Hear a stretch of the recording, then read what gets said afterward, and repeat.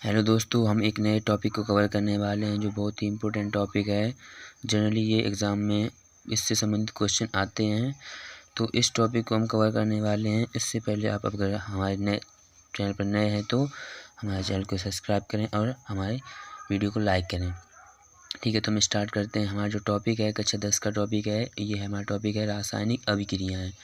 रासायनिक अभिक्रियाएँ, इनको हम अच्छी तरीके से समझेंगे, बहुत ही सरल भाषा में समझेंगे। उससे पहले हम रासायनिक परिवर्तन को समझने का प्रयास करेंगे। तो हमारा दिया गया रासायनिक परिवर्तन, इसमें दिया गया है पदार्थों में होने वाले वह परिवर्तन जिससे पदार्थ अपनी मूल अवस्था खो देता है। मूल अवस्था से मतलब कि जो उसकी प्रारंभिक अवस्था होती है उसको खो देता है। ठीक है, फिर यहाँ पर क्या होता है, अर्थात वह नए रूप में परिवर्तित हो जाता है। अर्थात वह नए रूप में परिवर्तित हो जाता है, पुनः प्रारंभिक अवस्था को प्राप्त नहीं कर सकता है। ठीक है, तो ये क्या होता है, ये रासायनिक परिवर्तन होता है। जैसे आपने देखा होगा उदाहरण के लिए, जैसे फलों का पकना, ठीक है, और यह दूध से दही का बनना और कागज़ का जलना, ये सभी क्या है, रासायनिक परिवर्तन है। जिसमें क्या है, पदार्थ की जो अवस्था है इस प्रकार से चेंज हो जाती है कि वो पुनः उस अवस्था को प्राप्त नहीं कर सकता है। तो इसको हम रासायनिक परिवर्तन कहते हैं। आगे चलते हैं इसी के साथ। अब दिया गया रासायनिक अभिक्रिया यानी केमिकल रिएक्शन। तो रासायनिक अभिक्रिया बेसिकली होती क्या है, ठीक है।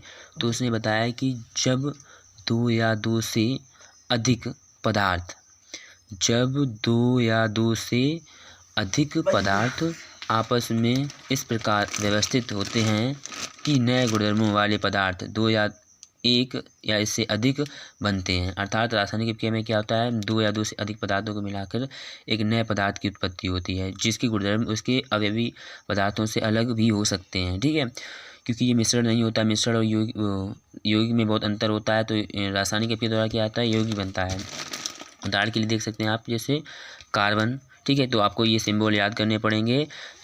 30 तक तो आप याद कर लें, तो आपका ये हाई स्कूल में 30 तक की ज़रूरत पड़ेगी आपको। तो कार्बन यहाँ पर सी से प्रदर्शित करते हैं, तो कार्बन प्लस O2 यानी ऑक्सीजन अणु के रूप में रहती है, तो यहाँ पर O2 दिया गया। ठीक है, तो जब ये आपस में रिएक्शन करते हैं तो यहाँ पर रहता है CO2 यानी कार्बन डाइऑक्साइड। ठीक है, तो इसी प्रकार से ये यहाँ पर बताया गया। इसके बारे में भी कुछ बताते हैं।